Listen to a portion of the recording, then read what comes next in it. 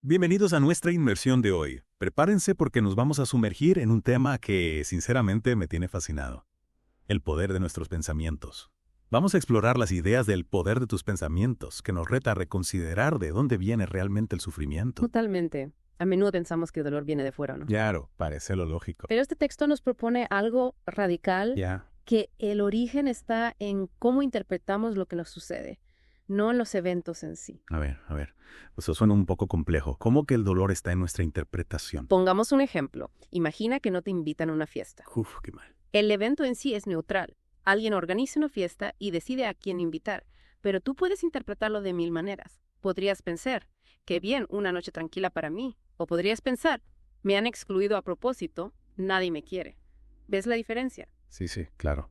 El evento es el mismo, pero tu reacción emocional depende completamente de cómo lo interpretas. Entiendo.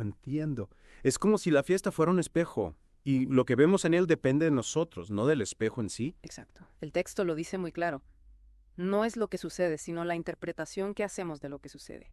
Ahí está la clave. No es la situación, sino lo que nosotros creamos en nuestra mente a partir de ella. Es como si tuviéramos un pequeño guionista interno que escribe un drama cada vez que pasa algo, y a veces, menudo drama, nos montamos. Totalmente.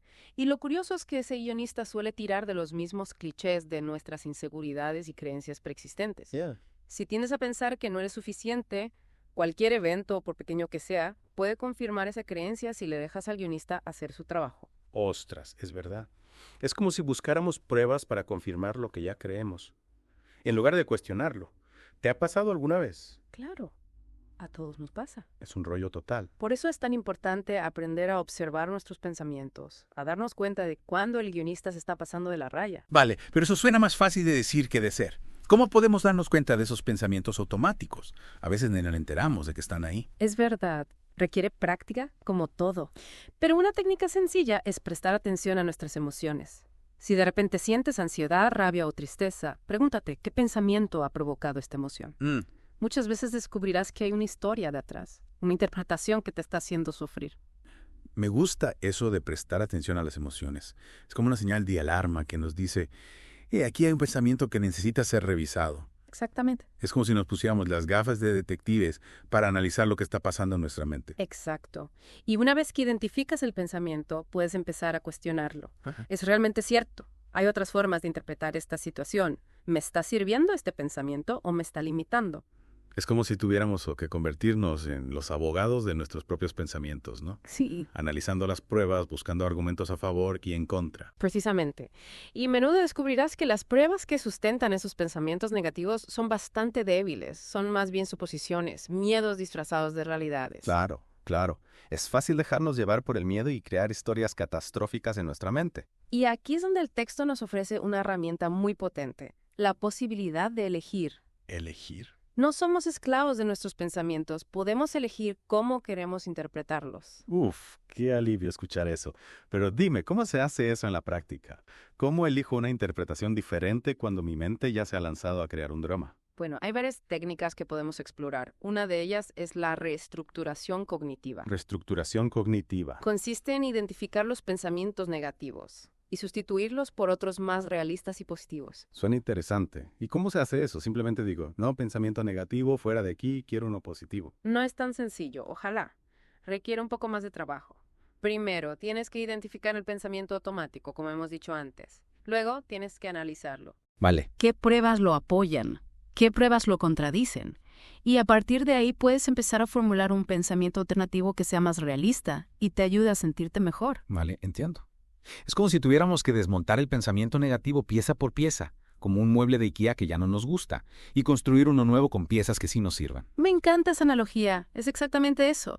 Y a veces el simple hecho de cuestionar el pensamiento negativo ya es suficiente para quitarle poder, porque nos damos cuenta de que no es una verdad absoluta, sino una interpretación subjetiva. Es increíble cómo, al cambiar nuestra perspectiva, podemos cambiar nuestra experiencia del mundo. Exacto. Y no se trata de negar la realidad o de fingir que todo es perfecto.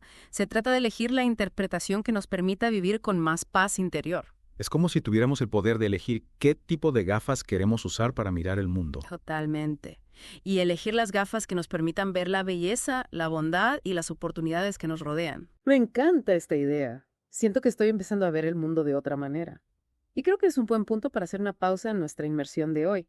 En la siguiente parte seguiremos explorando cómo podemos aplicar estas ideas en nuestra vida diaria. Me parece perfecto. Hasta la próxima. Retomamos nuestra inmersión en el poder de tus pensamientos. Y la verdad es que me has dejado pensando en esa idea de elegir las gafas con las que miramos al mundo. Es una metáfora poderosa, ¿verdad? Totalmente.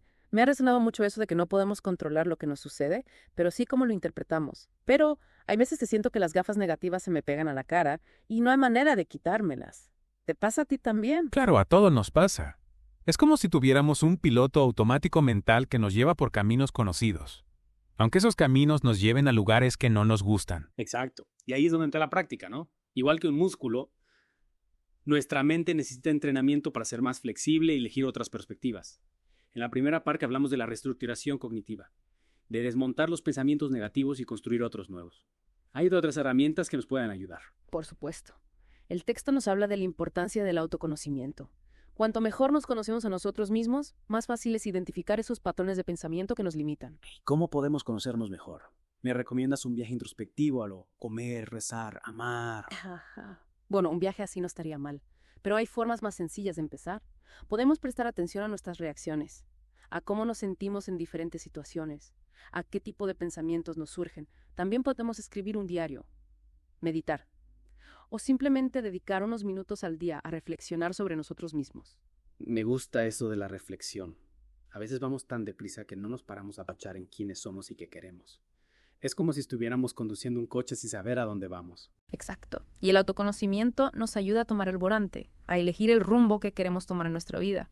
Nos ayuda a identificar nuestros valores, nuestras fortalezas y debilidades, nuestras motivaciones. Y conociéndonos mejor, podemos elegir mejor las gafas con las que miramos al mundo, ¿no? Por ejemplo, si sabemos que tendemos a ser pesimistas, podemos hacer un esfuerzo consciente para buscar lo positivo en cada situación. Totalmente.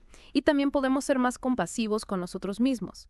Entender que somos humanos, que cometamos errores, que tenemos días buenos y días malos. La autocompasión nos permite aceptarnos tal y como somos con nuestras imperfecciones. Y eso nos libera de mucha presión. Es verdad. A veces somos nuestro peor crítico. Nos exigimos la perfección y nos castigamos cuando no la alcanzamos. Exacto. Y esa autocrítica constante nos genera mucho sufrimiento. La autocompasión nos permite tratarnos con la misma amabilidad y comprensión que trataríamos a un buen amigo.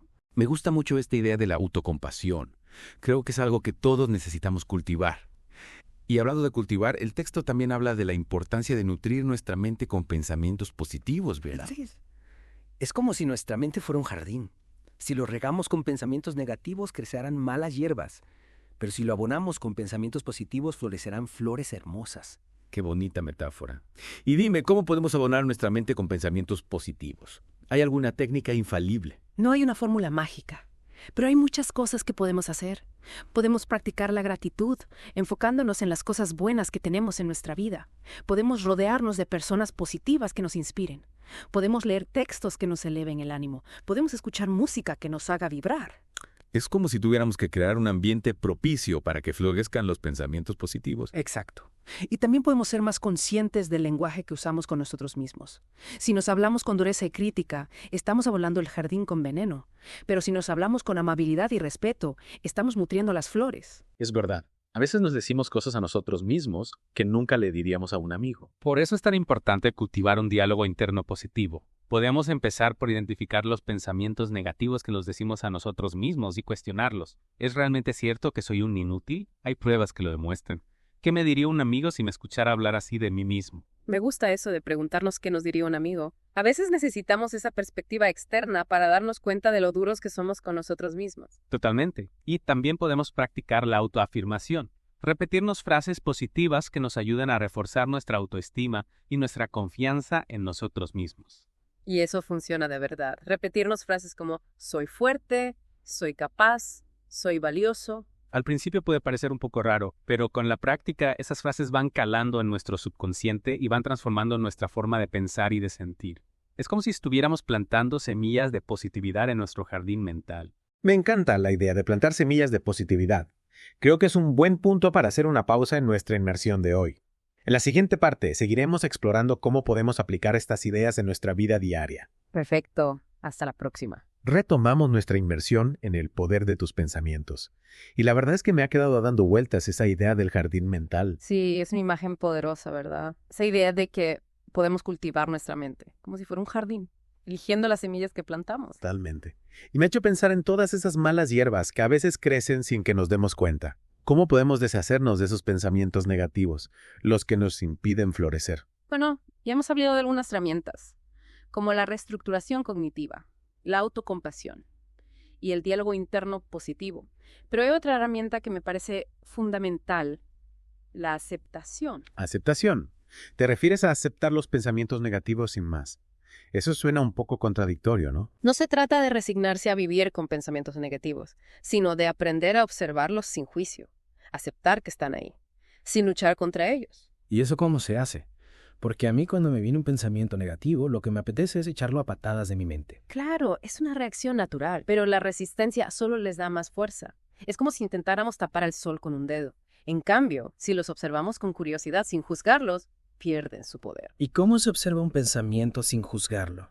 Simplemente lo miro y ya está. Puedes imaginarte que eres un científico, observando un fenómeno a través de un microscopio. Simplemente lo describes. Estoy teniendo un pensamiento de miedo, estoy sintiendo ansiedad en mi pecho, sin añadirle ninguna etiqueta de bueno o malo. Es como si les quitáramos la carga emocional, ¿no? Como si dijéramos, vale, estás ahí, te veo, pero no te voy a dar más importancia de la que tienes. Exacto. Y al hacer eso, les quitamos poder.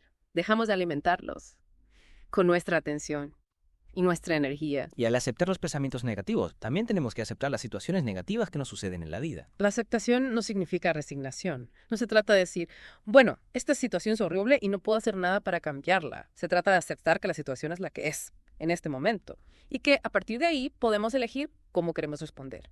Entiendo. Aceptar la realidad tal y como es, sin resistirnos a ella, pero sin renunciar a nuestro poder de acción. Exacto. Aceptar no significa quedarnos de brazos cruzados. Significa partir de un punto de serenidad y claridad para poder tomar las mejores decisiones. Me gusta esta idea. Aceptarnos a nosotros mismos, aceptar nuestros pensamientos y aceptar las situaciones que la vida nos presenta. Parece una base sólida para construir una vida más plena y feliz. Totalmente. Y desde esa base de aceptación podemos empezar a cultivar las semillas que queremos que florezcan en nuestro jardín mental. La gratitud, la compasión, la alegría, la paz interior. Ha sido una inmersión fascinante. Hemos aprendido que el poder reside en nuestra mente, en nuestra capacidad de elegir cómo interpretamos el mundo y cómo respondemos a él. Muchas gracias por compartir tu sabiduría con nosotros. El placer ha sido mío. Espero que esta inmersión les haya inspirado a cultivar su propio jardín mental y a crear una vida llena de belleza, significado y paz interior. Hasta la próxima.